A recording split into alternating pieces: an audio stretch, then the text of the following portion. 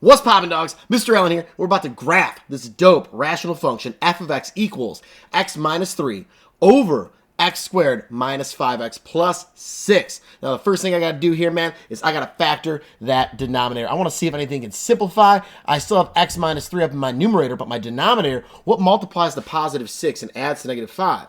Well, it's going to have to be two negative numbers. It's going to be negative 3 and negative 2 multiplies to positive 6, but adds to negative 5. So we have x minus 3, and I have x minus 2.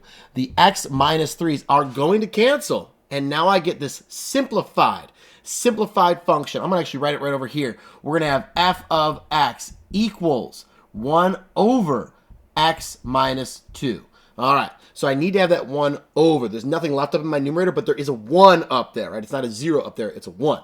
All righty, whoo, beautiful. I love when it simplifies, right? Now, the whole thing that canceled out there, what does that mean? Well, the part that cancels out, that's going to give me my x coordinate for my whole.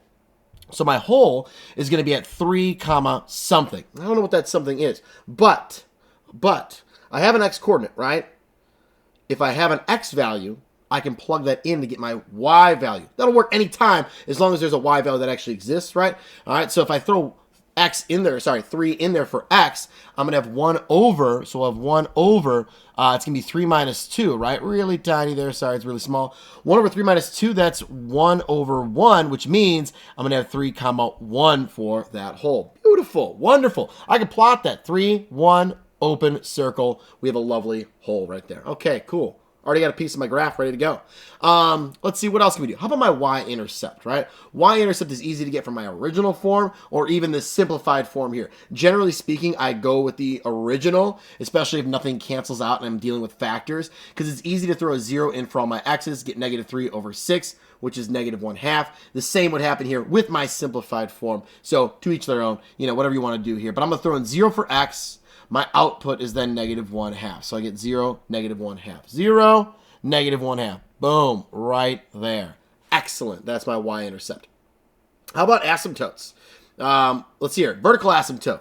The x minus 2 is left in my denominator. So that means that x equals positive 2 is going to be my vertical asymptote. And then my horizontal asymptote, well, there's no shift up or down on the outside of this function. Okay? That's one thing. Second thing, I have a smaller degree over a larger degree.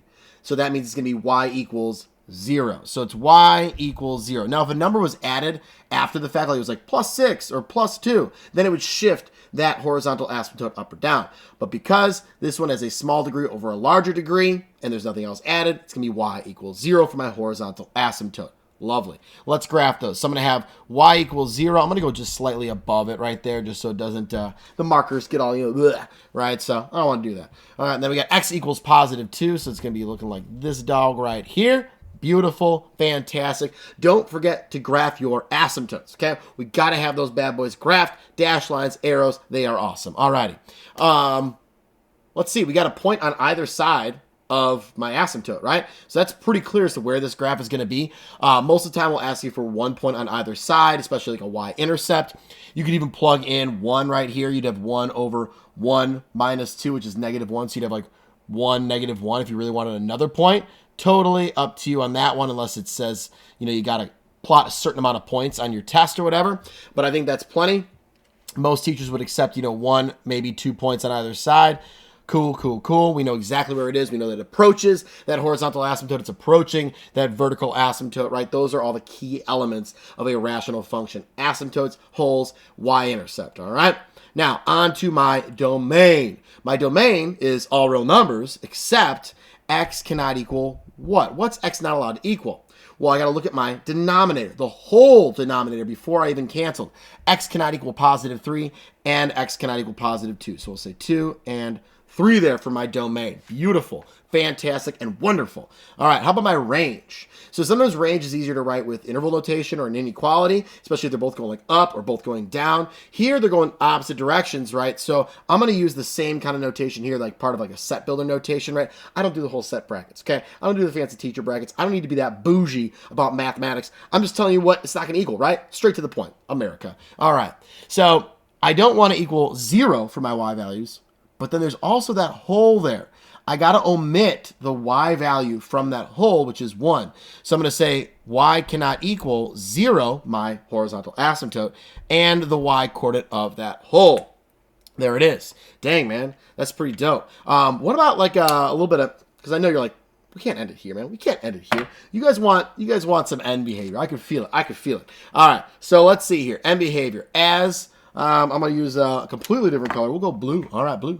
As x approaches negative infinity, so as we go to this side of the graph, what's it approaching? It's approaching 0, right? So f of x is approaching 0. And as x approaches positive infinity, what's f of x doing this time? As we go to this side, woo! As x approaches positive infinity, positive infinity, f of x is getting closer and closer to that horizontal asymptote, which is 0. Lovely. How about asymptote behavior? Just because, why not one more dope fun thing? So as x approaches, our horizontal or vertical asymptote is x equals 2. So as it approaches 2, but we'll say from the left-hand side. So from this side, it's going down as it gets closer and closer and closer to that vertical asymptote. So we're going down to negative infinity. F of x approaches negative infinity.